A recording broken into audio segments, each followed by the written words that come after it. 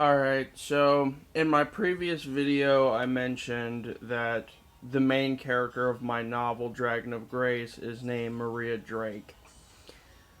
So, in order to understand the context behind this video and why I'm giving you her specific training program, uh, I think it's important that we go over a summary of her character. Uh, to put it as concisely as I can think of at the moment, I would consider her an example of a person who is so damaged and destroyed emotionally that she literally has no other option but to change. Because once you try to end your life and you survive that attempt, what other alternative is there? The like if you've hit that point and you somehow manage to survive it, what else can you do? So not only was she trying to rebuild herself completely as a human being, but she was also trying to help rebuild the people, her family, whose lives her actions had negatively affected. Because in her backstory, her father was arrested on manslaughter charges at the age of 5 because he got drunk one night and murdered a guy. Well, killed a guy during a bar fight. And she was already genetically predisposed to depression. And after all that went down, it exacerbated her condition. And that ended up turning into a 9-year stint where she was where her family was trying to help her get treatment, but it just wasn't working. And you know, cases like that, I don't really know how rare they are where conventional treatment doesn't work, but I'm sure they do happen, right? Because everyone is different. The same mental illness can affect different people in different ways. So, so now you have a bit more of an idea of how she got where she is in the story. So, she had a falling out with her mom, and that led to her leaving the state she was born in, which is Maryland, and moving down south. So now that you know all that, um, like I said, this training was sort of constructed, um, from her own point of view to rebuild herself as a person and to become a better person and to help the people around her who were also suffering because of things that had gone on. And and after that was when she met some of the other characters. She actually started talking to them online, which was, back during the mid to late 90s. And and that's how she met characters like Zane, who later on lost his mother because he'd already lost his father to natural causes, and then he lost his mother to natural causes, and and he was emotionally damaged as well.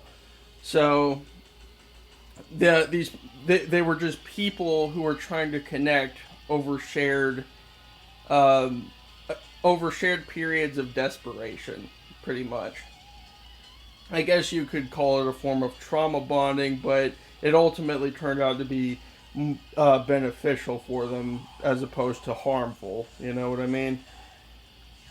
So the training program, it isn't just a physical thing; it's also a mental thing. Like, it requires an extreme degree of self discipline and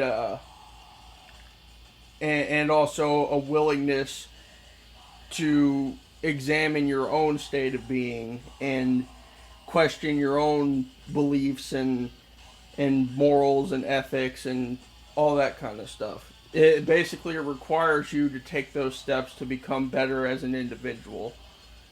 So, aside from the mental part, there's the physical part, which for that, you start out with the diet, because when you're doing this kind of training and you're actively trying to become as strong as you possibly can, you're going to want to eat healthy, like fruits, vegetables, lean proteins, water, just all that good healthy stuff. And so, there's also, sources of protein you can get outside meats, like nuts and, just, I don't explain myself very well because I don't script these videos out, but basically, yeah, you just want to eat healthy as far as the diet goes, so you want to have all that ready to go.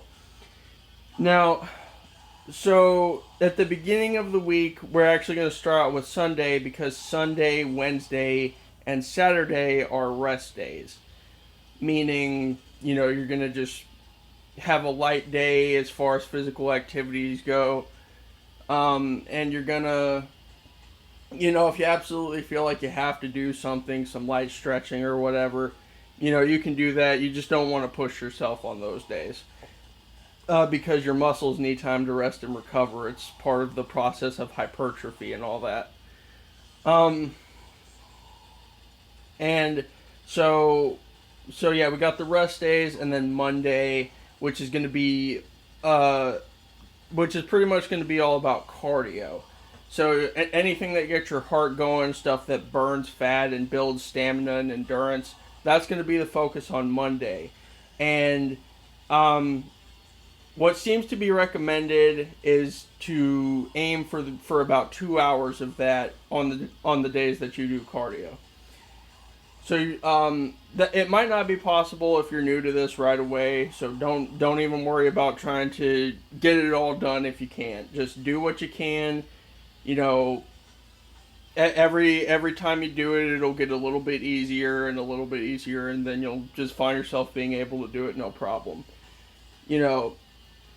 Unless you have some sort of like physical ailment that prevents you from doing so, obviously. But so that's Monday. That's all about cardio, getting your heart pumping and everything. Tuesday, you're gonna want to focus on strength and conditioning training. So, weighted exercises, calisthenics, all the stuff that's gonna build up your muscles. What I was going to say too is that in the book, Maria takes it to a bit more of an extreme with the conditioning because she actually acclimates her body to harsher temperatures. So her specific variation of this was intended as sort of like it was like a survival thing, pretty much. It was like intended to be this extreme survival program that also helped her to help her get through potential apocalyptic situations, which she does find herself in come the second act of the novel. So, whether or not that's something you want to do, that's really up to you, but as far as that goes, that's up to your discretion. One of the more extreme things she does is acclimates herself to harsher temperatures like heat, cold, all that kind of stuff. Obviously not like insane things like fucking tornadoes or hurricanes because that would just be ridiculous. I did want to have a certain level of realism when I was coming up with this, so. So then we move on to Thursday, which is going to focus more on the survival training. So, things like practicing hunting, fishing, building shelters, finding water sources. And in a way, they are actually a lot more fortunate in the book because when they find themselves in the situation that they're in, they are actually able to just kind of take what they need from the surrounding area, because it's an extreme situation. They're the only humans left, so it's not like they're intentionally going in and stealing from somebody else. They're just taking what they need to get by. So that's kind of their moral and ethical standpoint when it comes to looting, I guess. Um, so yeah, any sort of survival techniques or anything you want to practice on that day, that's a good time to do it. And lastly, on Fridays, it's going to be about combat drills. And in the book, each character has their own unique styles, as well as practicing with each other's styles. So they're pretty versatile when it comes to how they fight. Um, and something worth noting about Maria's approach to training her allies is that she doesn't take the militaristic approach, like the drill sergeant approach, that everybody seems to think is cool and epic these days. Uh, Full Metal Jacket, all that kind of shit. She actually takes a kinder, uh, more uh, more thoughtful approach, I guess. A more nuanced approach to this kind of training.